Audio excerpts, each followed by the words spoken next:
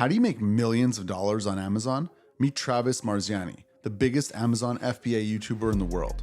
Travis quit his corporate 9-to-5 to start selling on Amazon, launched a bunch of successful stores, and then started teaching others to do the same. Travis is the biggest educator in the space with over 300,000 YouTube subscribers.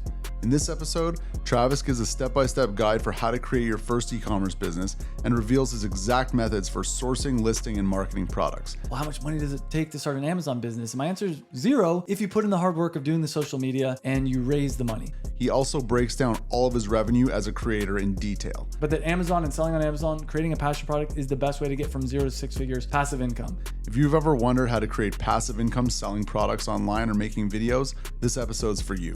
Welcome to Money Talks. Money Talks, let's keep it real. Welcome to Money Talks, the coolest ways to get rich. Today we got Travis Marziani.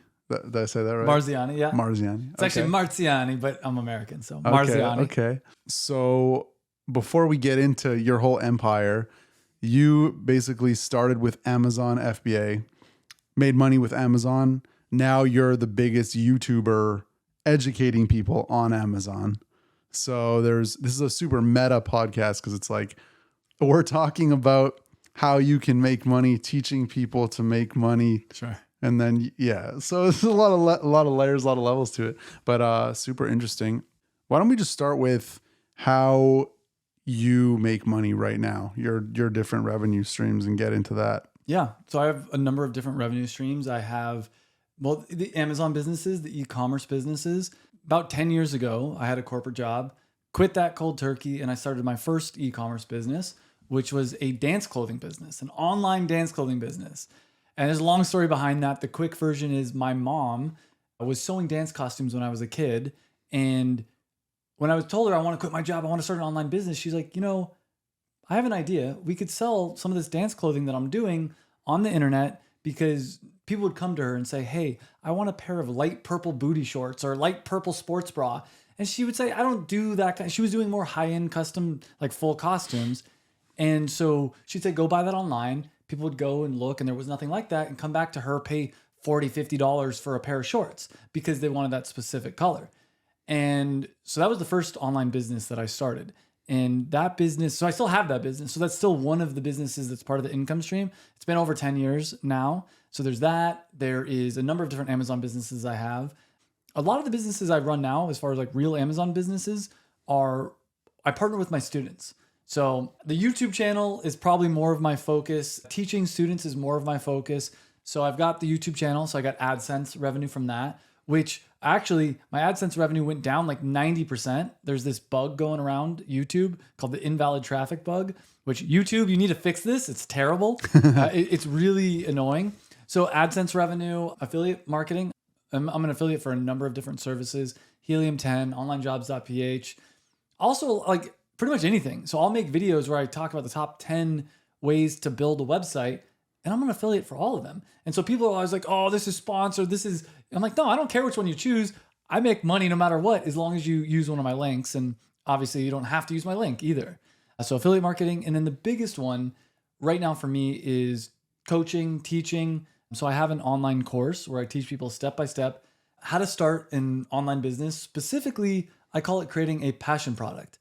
And what a passion product to me is creating a product that's unique, that's different, but ideally something that you're actually passionate about, that you're excited about, something that you could go make 1,000 TikToks about, because I believe right now, social media is the easiest way to advertise, to make your products go viral, to do whatever you're doing. If you want to make a lot of money, if you leverage social media, which is pretty much free to create on, you can make a ton of money. So the course is a very big part of my income stream. So I would say that's it.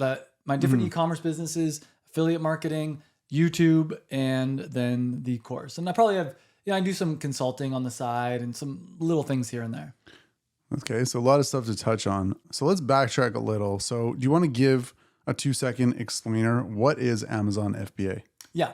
Amazon FBA is a way for you to make money online. So this is the YouTube in me. And we're getting a real content creator today. Way for you to make money online. It's blah, blah, a $1 trillion company. So what it is a way for you to sell on Amazon. And a lot of people think that when you buy things from Amazon, that it's the same as buying it from Walmart. Because when you go into a Walmart and you buy something, Walmart is buying those products wholesale from the manufacturer, from the brand itself, and then reselling them in their stores. So people think that's how Amazon works, and it's not. I think over 60% of all the products that are being sold on Amazon are from third-party sellers. So that's people like me, people like you, people like the audience at home that have an Amazon seller account and they list their products for sale. And so chances are, about 60% of the time when you're buying something off Amazon, you're buying it from just another person that's selling on Amazon. And the FBA part stands for fulfilled by Amazon. And what that means is, let's say I were to go and buy 1,000 units of some product for relatively cheap. I would then list it for sale on Amazon for an increased price and then send those products into the Amazon warehouse. And when a customer places an order, Amazon would pick, pack, and ship that product out from their warehouse to the customer. And so what this allows you to do is take advantage of prime shipping. Because most people, when they're buying things on Amazon, they want to buy with prime shipping. And that's compared to FBM, which is fulfilled by merchant, which is where you can sell things on Amazon. And when you get an order, you have to actually ship it out yourself. So FBA is actually, in my opinion, one of the best like passive income sources because you don't have to do any of the work. You don't have to be in the United States. You can be traveling and Amazon is fulfilling the products for you. On top of that, here's a crazy stat. Amazon has over 300 million Prime customers in the world. I think it's 50% of all US households have a Prime account. So Amazon already has all the traffic coming to its website. Last year, they did $500 billion in sales on their e-commerce platform. And as I mentioned, 60% of those sales are from third-party people selling their products. So it's basically like a machine that you get to take advantage of. I mean, Jeff Bezos did a very good job, and he knows that the way to make money is by letting sellers take advantage of their infrastructure. So FBM, you don't get that. FBA, fulfilled by Amazon, you do. So that's the quick version. Interesting. Okay. So now drop shipping is the same. That's FBA, right? Well, so it depends. Drop shipping means different things to different people. Okay. Drop shipping, a lot of what it used to mean is you create a website, you're selling someone else's product. And a lot of times with drop shipping, it's coming from China. And so that's why like a lot of things you'll buy with drop shipping, it'll take 6 weeks to get to the US. Another example of drop shipping is... So it'd be like, I throw up a site or I go on Amazon, I sell this water bottle for $13 that I found for $5 somewhere else. And somebody goes and buys for $13 and it just creates the order for $5 and I make the $8. Yeah. That's what drop shipping is. Usually with drop shipping, people are creating their own Shopify websites. Mm-hmm. It's not as common. I mean, this is a type of... And with fulfilled by Amazon, you're buying the inventory, sending it in, yes, and then letting them fulfill it. The other big thing with drop shipping, and this is why I don't recommend drop shipping, is usually you don't own the brand. With Amazon, you own the brand. It's just a channel. So I could send 1,000 units into Amazon. I could wholesale 1,000 units to Walmart. I could sell those 1,000. I could sell as much as I want on my own website. When most people talk about drop shipping, it's basically as if, let's say I created a product. One of the products that I'm partnered with is called cocktail cards. And you could come to me and say, hey, I want to drop ship this product. You could create your own niche website and sell our product. And we would tell you, hey, every time you make a sale, let's say it's $35, give us $25 and we're going to ship it out for you. So it's kind of an interesting, cool thing. It's not something that I think really works anymore. Though, some people would disagree with me on that. Mm-hmm. So it's kind of a form of drop shipping, but usually when people, like if you type in drop shipping in YouTube, what people are recommending is not what I'm talking about. Why does drop shipping get such a bad rap? Like I feel like when you hear about like, hustle culture and like 22-year-old kids trying to make a quick buck and like scammy kind of that whole world, like drop shipping is all you hear about. And kind of Amazon gets looped into that. Like, why do you think that is? And why is Amazon not that? Well, because Amazon's just a platform. Yeah. And it's just with what I'm talking about, you own your own brand. It's like, it's a business. It's the same as opening a retail store and selling shoes or whatever you sell, right? Exactly. With drop shipping, depending on the type of drop shipping, but usually when people are talking about drop shipping, it's kind of like you don't really own anything. And so let's say there's a person, we'll call him Steve, and he owns this brand. And he's like, hey, Jesse, Travis, you can create your own website and drop ship my product. Now, we're competing against each other. There could be hundreds of other people competing against each other. And we don't even own the real thing. He's the one making all the money. We're just like working for him basically. And so that's why I think it gets kind of a bad rap. I mean, there's again, there's a lot of different types. There's a lot of nuances here. So this is the way I think about online business a lot is what is the moat around your castle? You've built this great castle. Well, how strong are the walls? How big's the moat? And with a lot of ways to make money online, your moat is non-existent. You built a little town with a door that doesn't even have a lock on it. And what's going to happen is someone else is going to come along that's better than you and break down your door and steal all your money, basically. So, and it can work. I'm not saying dropshipping can never work. Yeah. I think it's a short-term play. Yeah. I think to get your foot in the door, like if you're brand new to selling online and you want to try out dropshipping first, go for it. But don't expect in 2023, 2024, 2025 to be becoming rich off of dropshipping anymore. It's just not the best way. Okay. That's a good segue because I think that's a criticism a lot of people say is like, oh no, Amazon, that was 2014, 2015, whatever the year is. And I know a lot of your content is like saying you can still do this. There are still opportunities. So how many years ago was it when you started your the workout business? clothes? Yeah. Oh, the dance clothing was 10 years ago. And we started selling them on Amazon around 7 years ago. So at first we were just selling the dance clothing on our own website. But then we transitioned into Amazon. To Amazon? Yeah. So like just to get an idea, how much did you make the first year with that business? That was your first business on Amazon 10 years ago. Well, so when it wasn't on Amazon the first year, okay. profit, my first year ever, I probably made like $5,000. Not a lot. Okay. Like it was, so here's the thing about my story. I went from making like $80,000 a year at a corporate job. We didn't talk about this, but I ended up getting really bad depression. I quit my job basically because I wanted a chance to be happy because I was not happy. And I mean, it's a really kind of crazy story. I had never felt something like this before because not only was it really bad depression, but it felt, almost spiritual. Like I had a couple experiences, maybe we can, I'll get into detail another time, that were almost like psychedelic experiences, but I was not on psychedelics. And it really made me kind of question the nature of reality and made me realize that what am I doing? Like I was in hell. And complete side tangent, but I kind of think that I'm not a super religious person. I'm somewhat spiritual, but when I think of sins, things like greed and all these different things, I actually think that there are rules for living. And I was being greedy. I was staying in my job because the money was good, even though I hated my life. And every single week that went by, I became more and more and more depressed. And it was like I was digging a hole and I didn't know how to get out of it. So I quit cold turkey. And so my first year, I was having panic attacks and I made like $5,000. Actually, I checked myself into the week that I had, like my last week at my job, I drank a bunch of yerba mate. I'm like, I'm going to be making 6 figures in 3 months, 6 months max, passive income. So I drank a bunch of yerba mate, like didn't sleep for a few days, had a complete panic attack, breakdown, maybe even more crazy than that. Checked myself into the emergency room and was like, oh crap, this is not going to be easy. So yeah, 5,000 my first year. The thing is that no one tells you is online business, I believe, is exponential. Because like once you kind of figure out how things work, if you can make 5,000, the next year I made 10,000, which still isn't a lot of money. But the next year I made 20,000. Still, I mean, I went from $80,000 to $20,000 and I've been doing it for 3 years. Next year, 40. Next year, 80. And I remember my dad would come to me for the first couple of years and just say, hey, probably shouldn't have quit your job, right? Like that was a bad decision. And my grandma's like, oh, when are you going to get a real job? And I'm like, you don't understand. Like this is the thing. But then by year 4 or 5, started making $80,000, $160,000, $320,000.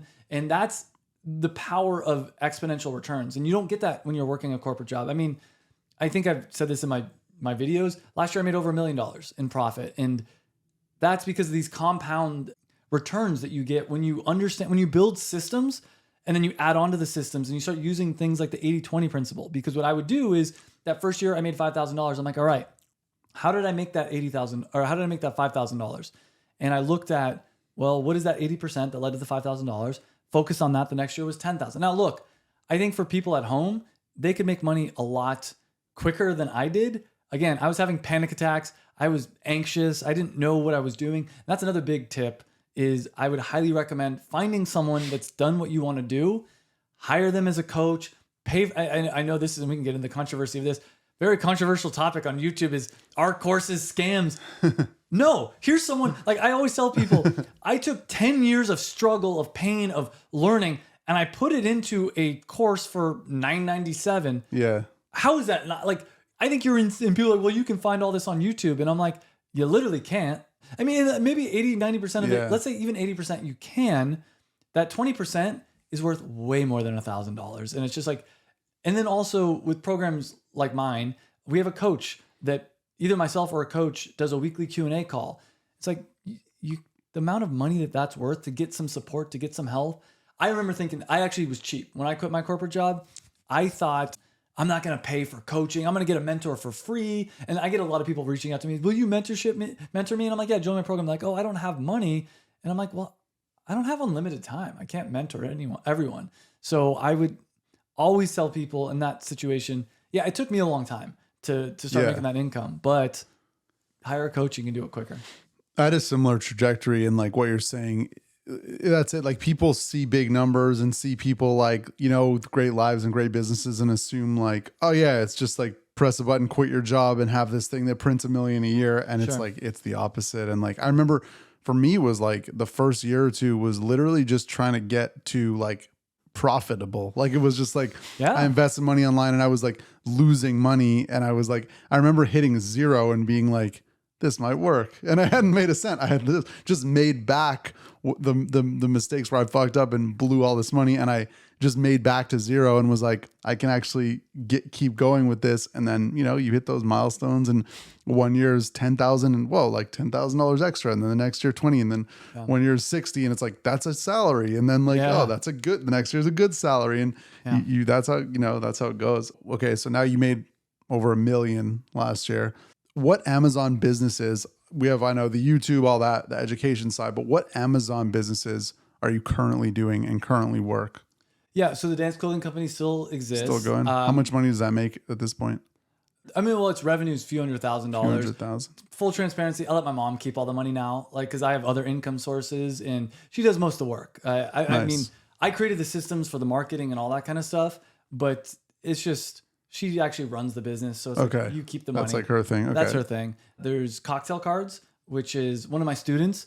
I gave him this idea for creating 100 recipe flashcards on how to create cocktails. It's really beautiful designed and that in his first year, he did like $500,000 in sales. I think around $170,000 profit. I get a percentage of that. He was a student of yours? Yeah. Not an entrepreneur?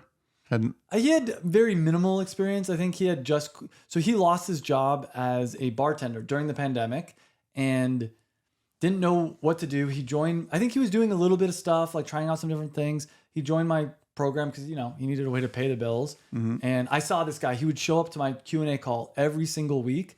And I thought, wow, this guy's smart. He's hardworking. But every week he's like, I don't have an idea. What should I sell? So one day I'm like, all right, man, meet with me after the call. I got an idea that I think might be good for you. And I didn't even know that he was a bartender. I'm like, what do you think about this product?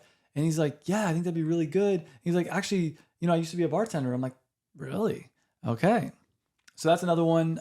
I sold a business of mine. It's called Performance Nut Butter. That was my first business. That business it's done over $1 million in sales. That was my first Amazon like passion product business. Did over $1 million in sales and over $400,000 profit. Sold it for a good chunk of change, but the guy that I sold it to, I think the business it's not even on Amazon anymore. That's a sore subject a little bit because I still own a percentage of that business, but you know, that went down to nothing. So I got to figure out what I'm going to do about that. There's a brand I have called Rocket Tea, which is the highest caffeine tea in the world.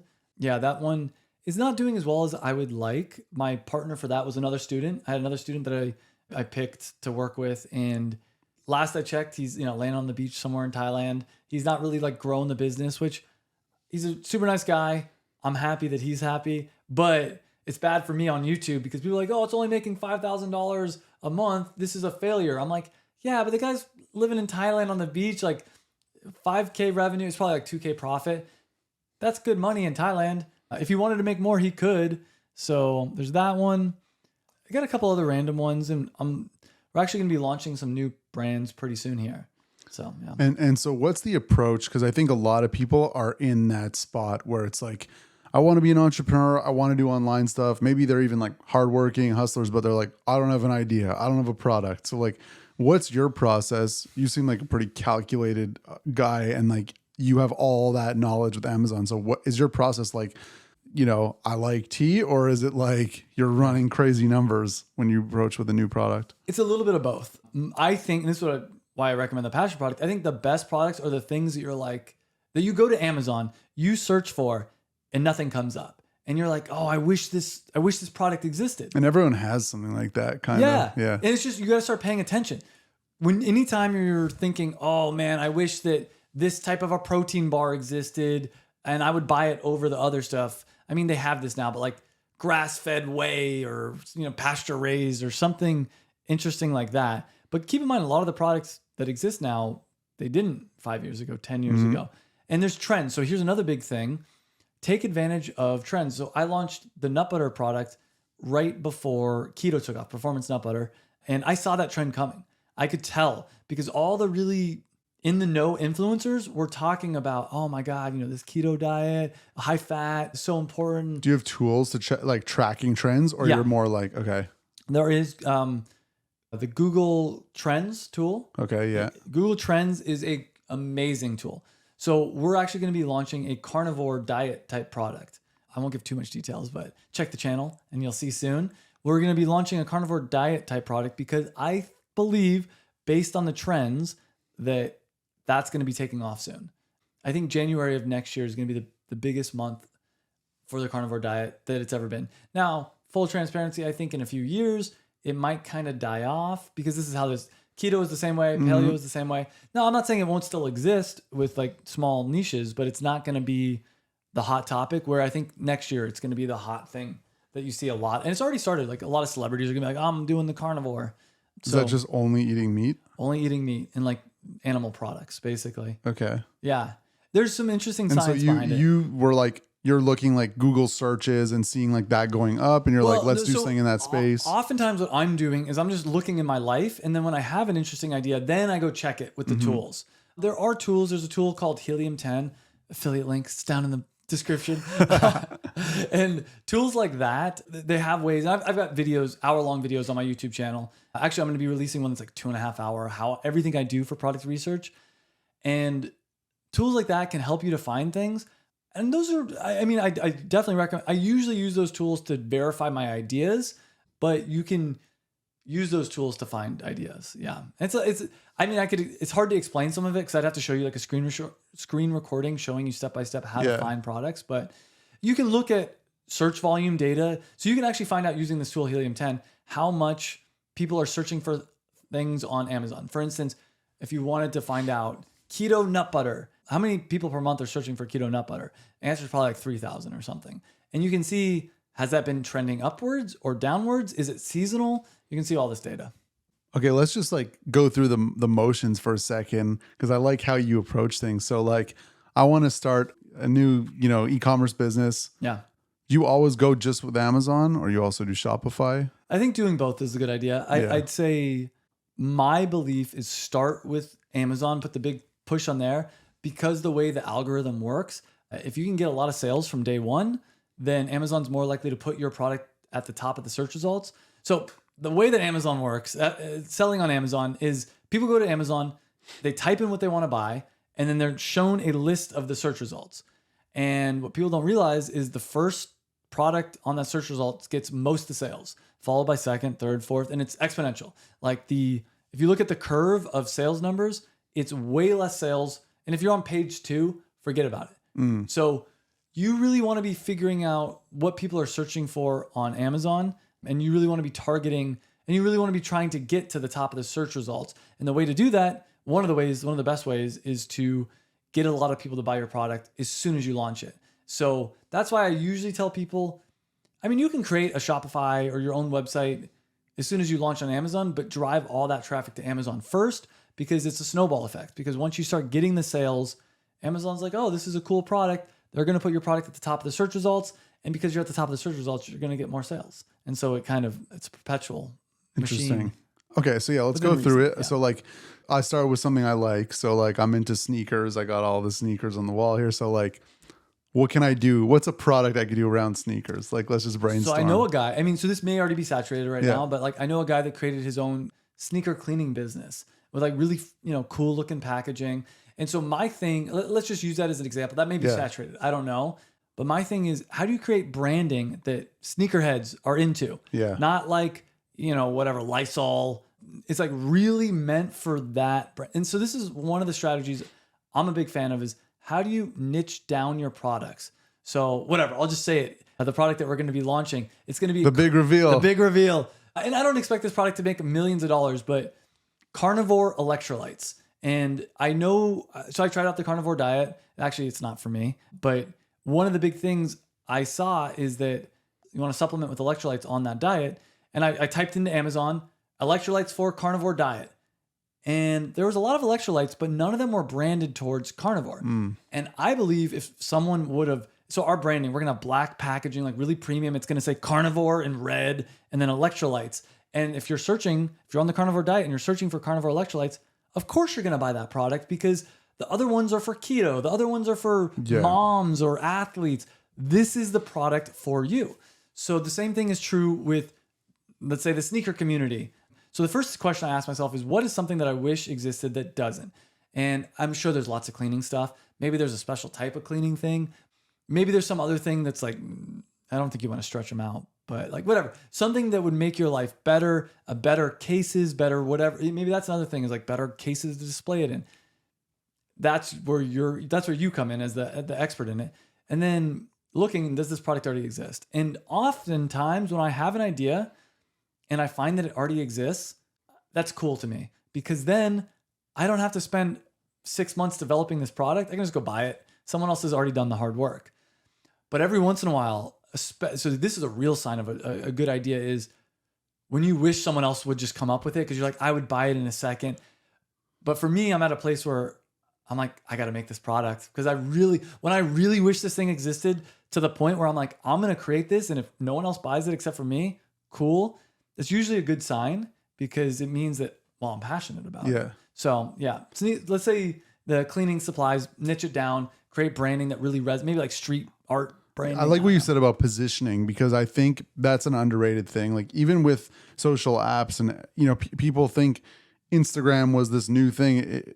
Like Facebook allowed you to share photos, but Instagram was more mobile friendly. And then Twitter allowed you to share photos, but their main kind of way they positioned themselves was like, we're a text-based thing, right? And it's like Snapchat was the same as Instagram, but they had this like, it disappeared. Like they're all just like little nuanced things that make it positioned different. Yeah. Same with dating apps. There's a million that are successful now. They're all the same, but like this is the more premium one. This is, for farmers. This is for, and so I really like that way of approaching things. Okay. So let's say I find my thing. I'm going to be, the cleaning wipe for, rich sneakerheads and I'm going to make it really premium. So cool. So now like, how do I actually like make that or get that product? Yeah. So you got to find a manufacturer. You're probably not going to make it yourself. I don't recommend doing that. No. Unless, sometimes certain products, you want to make your first 100 units. You want to make your first 10 units, the prototyping phase. But a product like that, you can go to a website like Alibaba.com. And Alibaba.com allows you to connect with manufacturers overseas. Not just China, but a lot of them are in China, but India, Pakistan, you name it, you can connect with people using this website. And what you would do is you would search for a similar product to what you're selling. So for you, you could probably do like cleaning wipes and you contact the factory and explain what you're trying to do and see, is this something that they can do? And you're eventually going to find someone that will. You probably find a lot of people. Usually the problem is you find too many manufacturers and you got to narrow it down. I could talk for hours about how to narrow it down, but price, quality, all that basic stuff. On top of that, another thing that you want to start thinking about at this stage, I recommend you start social media ASAP because you want to document the process. You want to show people, hey guys, the first post might be something to the effect of, hey guys, I'm going to be launching this type of a product. Like here, what do you want in this? Like, give me some ideas how to make it better. Then sharing, I finally found a manufacturer. Here's our first prototype. And all along the way, you want to be posting content too that people that are going to buy your product would want to consume. So it might be like, here's the best tips to clean your sneaker. Five ways to clean your sneaker. Why your sneakers are dirty and how to fix them. And I mean, you could do 100 TikToks. Actually, with that specific one, taking old sneakers that are really dirty and like really cleaning them. I've seen people do this with lawns. Or power washing sidewalks. Oh, I've seen that. Yeah, it's so satisfying to watch. And then you're just like, I don't even know why I like this, but right. And I think the same thing would be true with sneakers. I've actually seen a lot of sneaker content like that. Purposely go step in mud and like pour food on it, and then they clean them all to look brand new and just to show you how good the products work. So exactly. Yeah. So I would be creating content around the same time. And also asking your community and starting to develop a community around, on social media, start collecting emails, telling people that you're going to give them updates, and then asking lots of questions. This is one of the biggest mistakes people make, I think, when launching products is they don't engage with their audience enough. Ask questions. Say, hey guys, this is what our logo looks like. What do you think? I did that with Performance and Upload. I showed my packaging and I thought it was so cool. I'm like, this looks slick. It was black and white. And I'm like, oh, this is so premium looking. And one of the people are like, hey, that looks nice, but it doesn't look like food. And I was angry. And I'm like, you don't get my aesthetic. You don't get it. And then I went to bed and woke up and I'm like, oh, they're right. And they were right. Yeah. Like I made another version with some color, and the color made it look like still really premium, but we added the nuts that are in the ingredients on the label in color. And I'm like, now it's obvious that it's food, but it's also obvious that it's premium. And same thing with my logo. I asked everyone, hey, what do you guys think about this logo? And they're like, well, it'd be nice if, you made these tweaks. And then people feel probably more attached to the brand and the product, and they're part of it. They're part of the creation of it. So. Exactly. It's their product. Yeah, that's cool. And I really recommend using words around, like, hey guys, like, we're creating this thing together and all that kind of stuff. Because then they're going to share it with their friends, their family. Your goal is to get them so bought in that when you launch the product, they're going to buy it. Yeah. And the analogy I always like to give people is, imagine you have like an acquaintance, someone you don't really know, like you kind of know them. And one day they come up to you and say, hey, I just launched this on Kickstarter. It's $30. Will you buy it? You're like, oh, probably not. Yeah. Now imagine that same person 6 months ago comes to you and says, hey, I'm going to be launching this product on Kickstarter. Can you tell me like which of these logos are interesting to you? Which ones do you like? Then the next month they come to you and like, oh, like, will you try this? Like, what do you think about the flavor? And they take your feedback. And then, another month they're like, oh, what do you think about my, video? And next month they're constantly getting you engaged. And then they finally launch and they come to you and say like, hey, I could really use your support. It's like, hell yeah, of course, man. Like, I've been on this journey with you. And also, like, I think a lot of people don't realize how much work it takes to launch something. And so when I have people coming to me saying, hey, support my Kickstarter, it's kind of like, I don't know what you've been through. Like, it feels like you just want my money. Yeah. Where I want to support the people that I've seen the journey. Yeah. Okay. So let's say I got the social media pages. We find one of the factories is like, yeah, that's really similar to what we already do. That's like the easiest way to do it. Yeah. Cool. What's the order? Whatever. Yeah. So you order your first order. Mm-hmm. Like, what's next? How do you price it? How do you set it up? How do you really quick? You can start the type of business I'm talking about right here. You can start an Amazon business with $0 if you do a Kickstarter or an Indiegogo. Because that's another thing that a lot of people come to me and ask is, well, how much money does it take to start an Amazon business? And my answer is 0 if you put in the hard work of doing the social media and you raise the money. So interesting. Yes, yeah. The next step, as you mentioned, is buying the first production run.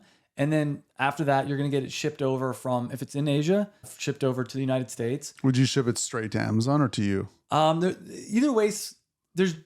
You probably want to look at the product. Well, you can also hire an inspector in China or in Asia for like $100 to go, and they'll do a really good job. They'll look through everything. They'll take pictures. I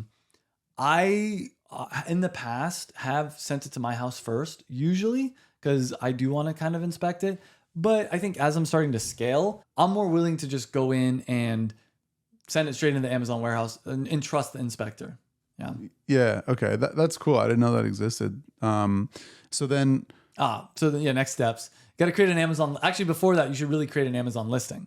And very easy to do. They have a template. It's what's the title? Give us what's the main image going to be? Give us all the other images. And you can create 3D renders. A lot of people think that you need to have the product and do photos. No, you can do a 3D render. If you look on Amazon, a lot of the products, it's very subtle, but they're not a real image. They were made by a computer. And the benefit of that is you can get, first off, you can get a lot of angles that you might not, like, so with cocktail cards, we have the cards fanned out. We have the box open with the cards fanned out. To do that with a real photo would be real clunky because we'd have to like wire it but up. that's the best way to display it. Yeah, it looks, because when you see that as the main image, it's very obvious what it is. So yeah, that you'll add a description, you'll add some other things, bullet points, all that kind of stuff. But then once you do that, you'll get the information on how to send it into the Amazon warehouse. You get a special, it's called FN SKU. You got to put those stickers on your packaging, but your manufacturer can do that for you. Ship it in the Amazon warehouse, and it's time to launch. And now you're going to start posting about it on social media. You're going to tell your audience like, hey, go buy it. I mean, there's a whole strategy to this. We can save that. That could be a whole separate podcast, but yeah. What's great though, what you're touching on, what's changed the last 5 years is like social media actually works for brand new people, as well as like the TikTok algorithm, YouTube Shorts, Instagram, Facebook Reels. They don't really give your followers those views. It's more like it's completely random, which we talked about this on different podcasts too. But so yeah, like there's actually a massive opportunity for new projects, new products, new companies, because it's like you don't need a big following to get it seen. You have one video go viral about how like this product cleans shoes better than anything else, and then there's like millions of people who just saw this and want to buy it. So it's a cool time. AJ with cocktail cards. His TikTok was doing okay, but then he launched on Amazon. He posted a TikTok. And it got, he launched on Indiegogo, and he posted a TikTok that got 600,000 views, and he ended up raising $100,000 on Indiegogo. Oh, cool. Which is more than enough money to pay for all the start of his business. Then he launched his product on Amazon. He had a TikTok get 6 million views and completely sold out a product. If we would have had product in stock, we probably would have done $150,000 in that one day with all the views that we were getting, but we ran out of inventory because we didn't expect that to happen. So it's crazy. Yeah. So a business like that, so he did 500K sales first year, 170K profit. Around there, what's the second year looking at? Like how big do you think that can get, a business like that? Well, that's the thing is it's almost infinite, because what percentage of people know about his product that would actually buy? My guess is 3%, 1% actually know about it. I think it could be, the other thing that a lot of people don't think about is the fact that it could be, it's not just cocktail cards. The way I see it is he could create a whole course, an online digital course on how to make cocktails. He could create bartending supplies. He could do, it's infinite, the things that he can do. So I don't know the answer to that, but my guess is, he could easily be doing millions, and also starting to do retail. And he's kind of dipped his toe in the water with retail, but I don't think a lot, actually. Yeah. What products have you seen go really badly? Or really unprofitable? Usually it's products. So the method that I recommend, people always think, because obviously like we're talking about it now, sounds like, step 1, 2, 3, here you are, here's $1 million. We all know this is way harder than it seems. So I guess like just kind of what's the other side of that? That's like, oh damn, that didn't work out. It's one is products where people do a Me Too product, meaning they're just making a copy of something that already exists. This is usually called private labeling. This is why I don't like private labeling. Or white label. White label, yeah, same kind of idea.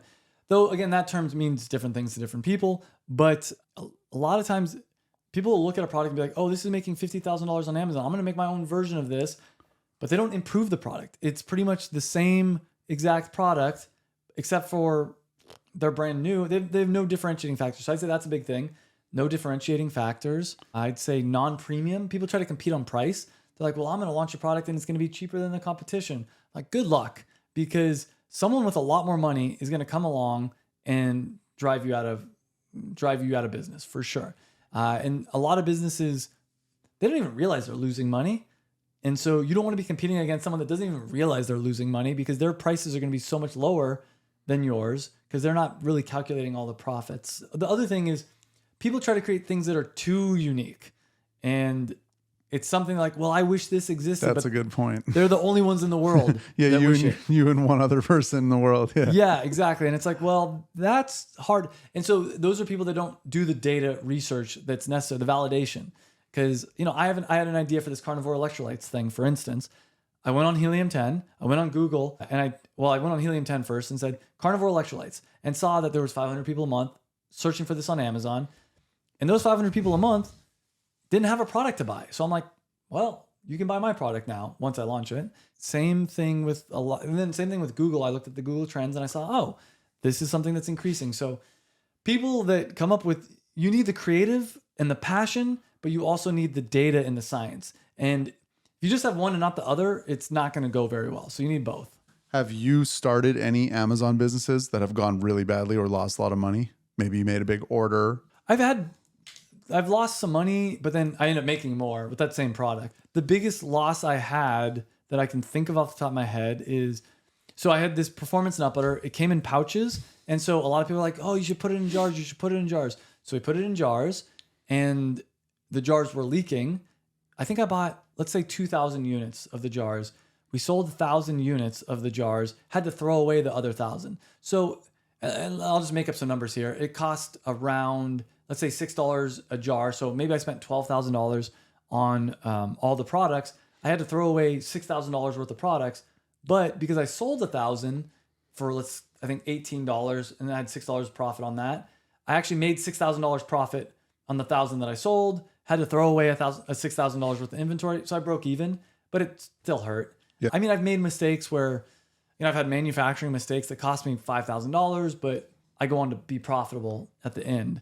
I've not, but I also am very slow and calculated. And I mean, an example too is even once you get the data and the research, if you are someone that's a little bit tight on cash and you want to be safe about it. So this carnivore electrolytes, we're just going to launch it because I don't even care. Like if I lose, I'm at the stage of my life, and this sounds funny, where if I lose a couple $1,000s on a business, it doesn't mean anything to me. When I was younger, that would, oh my God, like it would really freak me out. Spoken like a true million a year guy. Exactly. Well, yeah. Well, so for me, it's like, also in full transparency, we're going to launch this business. It's probably going to cost us $6,000.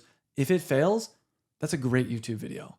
So I'll make $6,000 on that YouTube video. And this is something I recommend for everybody at home. Put yourself in positions where even if you lose, you win. Yeah. Like how can you do that? And there's another way, and we could go on a whole tangent about that. I mean, one is if you're learning information. Another is if you're partnering with people. If you're growing and expanding your skills, it kind of doesn't matter. And that's the biggest thing. My biggest piece of advice is it doesn't matter if your business fails as long as you're moving forward and you're growing. And it's almost cliche how often people say this, but put another way, I don't know any entrepreneur that's been doing it for 10 years that isn't pretty darn successful. Like the people that are unsuccessful are the ones that tried it for a year or two and they're like, well, that was hard. And they go back to their corporate job. And this is what I ask now, because you can't really ask people, well, how much money are you making? Yeah. I ask people, how long have you been doing this for? And when someone says 10 years to me, I'm like, you know what you're doing. Versus if someone's like, well, it's part-time for me. I've been doing it for 6 months. I'm just like, cool. And nothing against that person, but I just know that we're not on the same wavelength around business. Yeah. So manufacturing, especially food products, when you're talking about that, is hard. I mean, I used to have a cookie company and Right. there's just so many problems like with like shelf life and, Yeah. burning, I go to look at the cookies coming off the line and everything's burnt and it's like, okay, and then if you don't have massive profit margins on stuff like that, and then you burn 500 cookies and then like they drop, a box of another one. And then it's like, all of a sudden you have no profit margin, Right. And samples and this and marketing stuff. Yeah. And so I could see how, it could, there's other ways why it's tough to make money. I want to transition into your content stuff a little bit. Sure.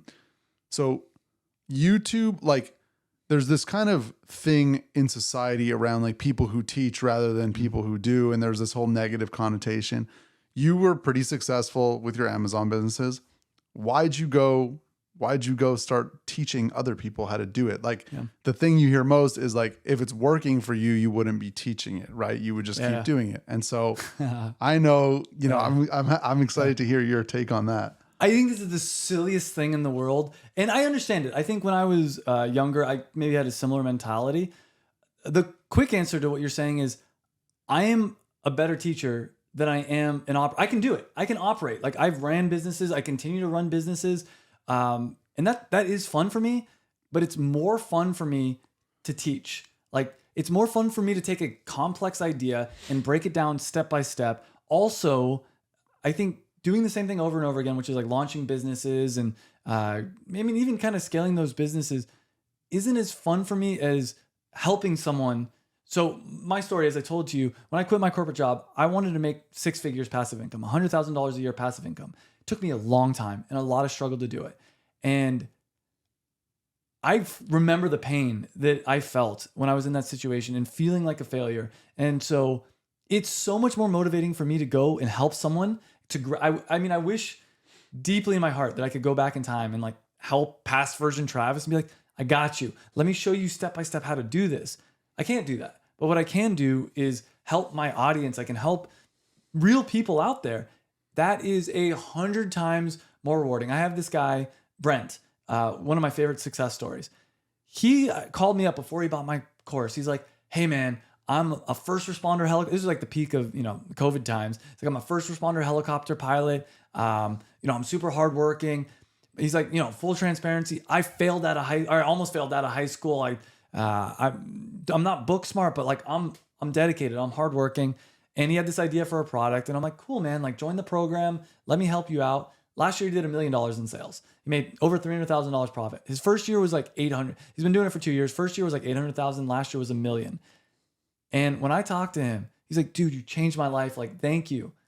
That is a feeling I've never gotten from selling nut butter. That's a feeling I've never gotten from selling my Amazon business. Now, that being said, the first way that I ever made 6 figures passive income was my Amazon FBA business. It was performance nut butter.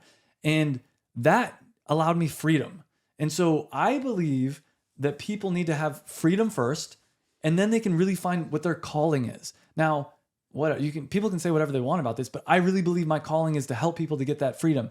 And yes, that involves selling courses, and yes, that involves teaching as opposed to doing, but I think it's called Dharma. And like, I think, what is it? Like Ikigai, or like, that's another one. Yeah. Ikigai is another one, but Dharma is like, what is your purpose on earth? And I believe that that's what I was put here on to do, is to help people to get freedom, to get financial freedom.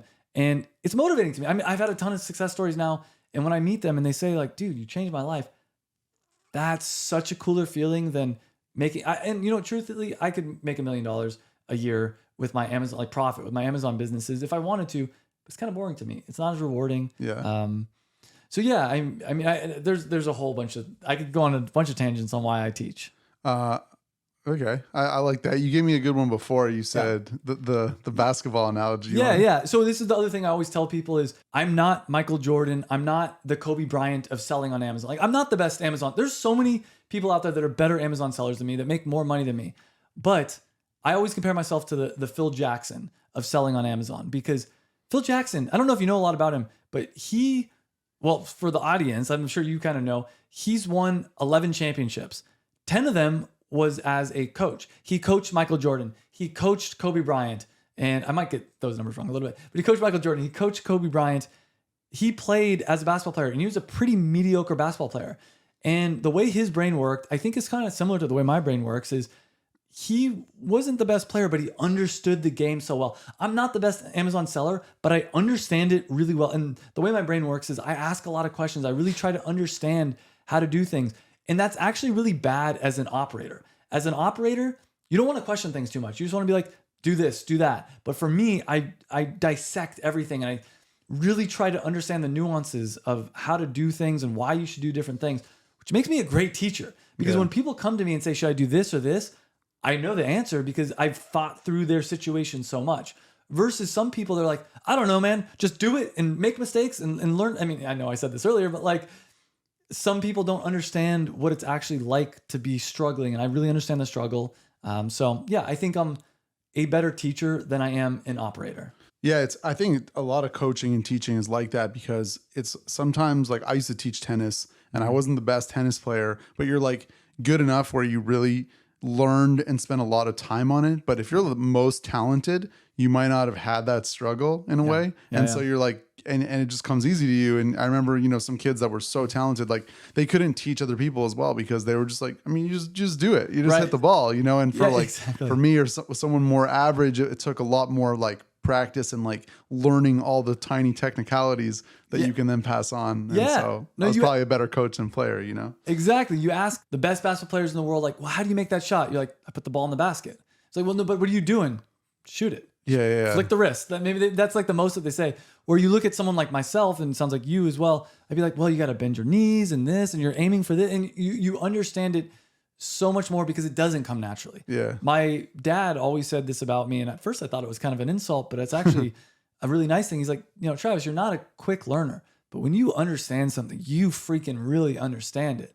And to me, that's really impactful. And I think, there's different brain types. Some people are good at I see a lot of people when I was playing sports that you tell them to do something, they just do it. You tell me to do something, I'm like, why would we do it that way? Why would we do it this way? You're very analytical, yeah. Yeah. Interesting. Anyways, yeah. So can you break down like your income with the Amazon stuff, like versus the educational YouTube stuff? Like how much are you making now off Amazon? So I think right now I don't really, most of the businesses that I have on Amazon I'm partnered with, and I let the partners keep majority of the money.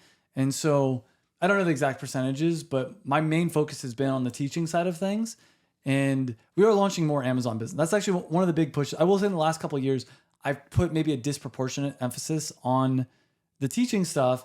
And so criticism I've gotten is, well, you're not in the game. And that's not true. Like first off, one of the big things that people don't realize is when you're teaching, you're in the game because you have 100 students and you have like lots of data points on all these lots different of tactical questions. Exactly. I'm totally on your side with this, by the way, because I don't want to be in the same game as I was last year or 5 years ago. So like that criticism is like, yeah, you're in the game to like, you own percentages of Amazon businesses, you have some revenue, you're still like on the ground talking to these people. Like, why would you want to be in the game more than that? You know, like, so I get it. I hired someone recently, and one of our goals is to launch more Amazon, like the carnivore electrolytes is an example. One of the things I want to start doing is launching businesses and or partnering with influencers, for instance, and doing a lot more of that. So yeah, full transparency. Most of my income now is coming from YouTube, courses, affiliate marketing. I am looking in the near future to start getting more profit back from Amazon. And the reason, and actually one of the biggest reasons why I tell people about Amazon is it's what gave me financial freedom. And I know if I lost everything, I could get back up to six figures pretty quickly. Yeah. But it's not my purpose. It's not why I'm here on earth. So it's a matter of, I want to focus on what I think I'm really, really good at, not just like, yeah, exactly. What you're pretty good at. Yeah, and I think going from, like I was saying, going from like 0 to six figures for your average person, I still believe that this is one of the best, if not I think it's the best. I'm sure there's other things out there, but that Amazon and selling on Amazon, creating a passion product is the best way to get from 0 to six figures passive income. Now, after that, figure out what you really love. For me, creating content and teaching is what I really love. And that's when you're going to make your first $1 million a year or whatever. No, I'm in the same boat with some of the stuff I was doing, the e-commerce world. Like it's great to figure out how to go from 0 to like 100K without having a job, because you have your time and you're making good money. And like all the money after that is all marginally like worse. Like it affects, right? 0 to 100K is huge. 100K to 2 is almost no difference. 2 to 3 to 4 to 5. Like, so probably 0 to 100 is probably the same as 100 to 1 million. Yeah. And then after that, it's like, what's next? Like, I don't know, 100 million. Like after that, if you make $1 million, 10 million is probably pretty big, but if you made 2 or 3 or 4 or 5 million, you're still, you're good, and then it's more just time. If you're going to be at that level, it's more just wait 10 years of making a couple mil a year, and then you're in another level. But like, I think so that makes sense. Like you did that for your step one, and this is your next, the way you've evolved. Right. Absolutely. Okay. So on the YouTube side, you said, you broke it down a little bit, but do you want to get more specific than that in terms of like how much, or the biggest? You said there was affiliate, AdSense, and then the coaching stuff. Yeah. Which one of those three was the biggest for you? Yeah, I'll give percentages for everything. Yeah. So I'd say ad revenue is maybe 10%, let's call it. Affiliate marketing might be 20%. And then courses, coaching, consulting, like I'll put all that in a bundle. Maybe the other 70%, roughly. Okay. Yeah. And this year, you said you made over $1 million last year. Yeah, I guess we could do that. I guess we can figure out the numbers pretty quickly. Yeah. This year, are you like, you think you're going to do a lot more than that? I think 1.4, 1.5 is my guess. Yeah. That's awesome. Who knows? Though the thing about that is this year I'm expanding the team like crazy. So I hired actually a student, someone that joined my Before you were extremely lean with your business, very right? lean. But like last year, I had 4 employees in the Philippines, which maybe 5 employees in the Philippines, which pretty inexpensive. This year, I just hired a writer to help me to write content. I hired, his name's Connor, a guy that was a student in my course, to help me launch more Amazon businesses and a bunch of things. He's great. And then who else? I doubled our VA team. Now we have 10 people, basically, maybe even more than that. But yeah. And so I'm really trying to expand this year. So revenue is definitely going to go up this year. I'm assuming profit will too. But there's also things like I was mentioning earlier, like YouTube messed my ads. Now, luckily, that's only 10% of my profit per month. So, it sucks to lose 10%, but it's not. I mean, in the past, the amount of money I'm making off YouTube ads, to go from that to what I'm at now would be crushing. But, luckily, I'm okay. Yeah. So you said like something that works really well. One of your most popular is, does Amazon still work in insert year 2023? Then next year, does it work in 2024? So like, is that how you start? Like, let's get there's different buckets for me. So this isn't going to be for everyone, but I have the bucket of, well, there's random videos like that. I just know it's going to work every single year. My content is a little bit more algorithmic than your average person's, and there's more templates to it. Every year I can do how to find Amazon products in this year. Every year I can do, I do 4 tutorials a year, 5, 6, maybe even sometimes.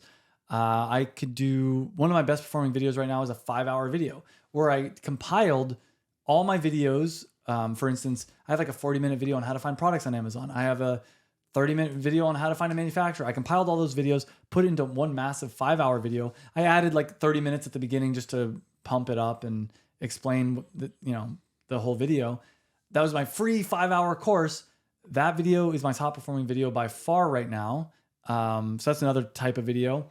Another bucket would be interviews. So I have my students come on my channel and I talk with them about like, okay, how'd you launch a product? What's the revenue? What's the profit? What's all the numbers? And yes, that's another topic. I have some other ideas as well, but at this point, my YouTube channel is pretty systematized. I have 50 ideas of content every year that I could do forever, basically. And it's kind of how much, a lot of them kind of repeat, and it's cyclical of it. A lot of repetitive stuff. And the other thing is, I think with my YouTube channel that makes me a little bit different than a lot of the other creators, I put way more energy into it. I put way more effort into it. I believe if you look at my thumbnails versus there may be 1 or 2 other people that are decent in my space, but almost everyone else in my space, they just don't put as much effort into their thumbnails, into their titles, into their videos themselves. Like you look at my videos and there's a lot of editing. There's a lot of graphics. There's a lot of, and the script, I put way more time. I believe, and maybe I'm wrong. Maybe these people are putting a lot of time into it, but I watch some of my competitor videos and it seems like they just turn on the camera and they're like, hey guys, I'm going to teach you this thing. And they're kind of meandering a little bit sometimes, where every word of my video is like analyzed. And I'll have my editors like create the video, cut it up, and then I'll cut things, I'll add things, I'll do 10 rounds of revisions where I don't know how many treat it like a job doing that. Yeah. It's a fun job. Yeah. What is like the most important thing when creating a piece of content on YouTube? Thumbnail and no idea. Idea is the biggest thing, followed by thumbnail title. Thumbnail title idea. Okay. Yeah, I'd say idea most importantly. And you could have a great thumbnail, but the idea is something no one cares about. Like it could be whatever. I put my socks on, and like no one cares to watch you put the socks on. Even if you had a thumbnail that perfectly is interesting, though, I mean, there probably is a thumbnail that would work for that. But the idea meaning like what's something really compelling that people are like. So I showed you a video that I'm maybe launching earlier, which is I make $5 million a year selling this. And it was a guy holding up lemon juice. And you can't tell what it is, but right there, the idea is I make $5 million a year. It's like piques my interest. Like I want to make $5 million a year. Yeah. What's he selling? I got to click. Exactly. Yeah. So it's like this whole thing. Does everything have to be, because when I'm thinking of ideas and stuff, I'm always like, even for podcasts, it's like, I want to say as much stuff that's going to help people. But then you look at like, reality TV, celebrity, gossip, all this shit that people consume all day. It's not really about that. It's like people are just so invested in things. So like, are there other ways besides like, here's how you make $1 million. Here's how you make 5 million. Like, yeah, there are other ways. I'm not good at those. Okay, I don't know. It's that's like, your thing. This is my thing. This is like the code I've cracked, and it makes sense to me. It really it resonates with me. I've never followed celebrities. I don't really care that's just about not them. your lane. Yeah. What am I saying? We just had a whole conversation around Amazon content creation. What should the thumbnail be? What should the title be? I think the only times I would watch something like this is, I think for this, I keep coming back to like, he makes $1 million a year, but the problem is $1 million a year on YouTube doesn't sound cool. Like in real life, $1 million a year is dope. Like, I think it's pretty dope still. It is. But when YouTube, you have like this 17-year-old making $10 million a year. You know what I mean? Soon it's going to be this 4-year-old's making $100 million a year. Yeah. So the truth is, I don't think it's interesting enough. Would it have to be like, he makes $1 million a year without leaving his house or something? Or like, like. But it's like, I feel like it's so common. The way maybe I would do this is like, he's made $5 million off Amazon, or he's made $10 million. I think my total online sales has been over $10 million. Jeff Bezos pays him $5 million to do this. Yeah, something. Now we're getting closer. But I think so. That's another kind of YouTuber trick is you can say per year, or you can say the total amount. You can say revenue, or you can say profit. I've noticed that a lot, where you start seeing this 500 million, and then it's like, well, that was revenue, lifetime revenue. Exactly. You start like, oh, yeah. Okay. But you have to play the game, because if you don't and everyone else is, you look silly. So for me, $1 million profit, super cool, but like not on YouTube world. But if instead my total online sales, including Amazon, e-commerce, all that kind of stuff, I think it's right around the $10 million mark.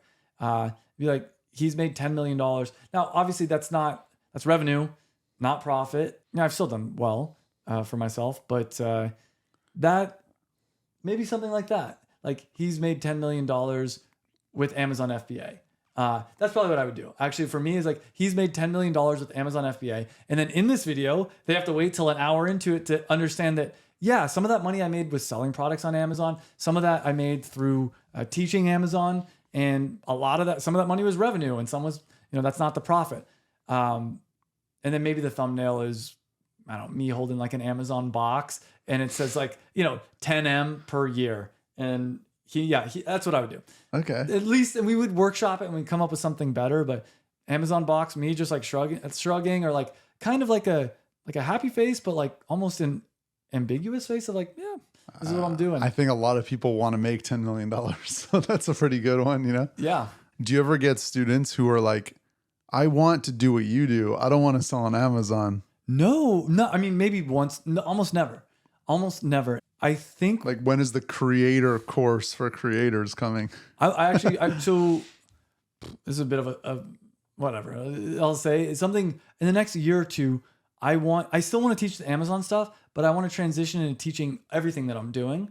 And part of that would be, how to be a creator, how to be a coach. I have this concept that, I stole this from Jeff Bezos, and I'm sure he stole it from someone else, but a flywheel. And so the idea, with me, I love that. I talked about that a lot. The flywheel. Yeah. So my flywheel is, I have Amazon businesses. And then I create content around those Amazon businesses. Because I create content, the Amazon businesses make more money. As the Amazon businesses make more money, I get to make more content and create more Amazon businesses. Then also, I have students that come join my program who pay me money. And when they have success, they create content with me, which makes it so I get more sales. And this keeps going. And then also I have an accelerator program, which is like an upsell to the $1,000 program. Those people are more likely to succeed, which means even more money for me. And then because I create more content, which means more affiliate commission. And as I'm creating more affiliate commission, the whole thing is just, and then I'm growing my brand as a whole, which means I can create more Amazon businesses and do more marketing. And so this flywheel concept is amazing. And this is what we were talking about earlier with my income's doubled every single year. It's because I've created this flywheel machine, and you can too. Basically. No, I love that because the content's great. Content's a great example because this, for example, like, this is a conversation I want to have anyway. Yeah. I just got to learn all this stuff. Now we create content. It's an excuse to have you come sit down and tell me all about this. Now we create content. Now we put this out here. Now maybe more people see it. More people, come in my network through this. Totally. I've done a couple community businesses, and it's like, it's great. You're making money from a business, but more importantly, this asset of having like people that are interested in that can help you, more opportunities, meet more people, more businesses. And it's like, I love that, rather than early on, I was doing a lot of like fragmented things that didn't really help each other. And it's like, your mind can't switch that much. And you're just, so that's really cool. Any closing thoughts? No, I think we covered a lot. Nothing comes to mind. Definitely covered a lot. I really appreciate you coming on. Yeah. We'll do a part 2 for sure. I feel like there's so much more we can get into. Yeah. But yeah, man. Cool. Thanks for coming on. Thanks for having me. Cool.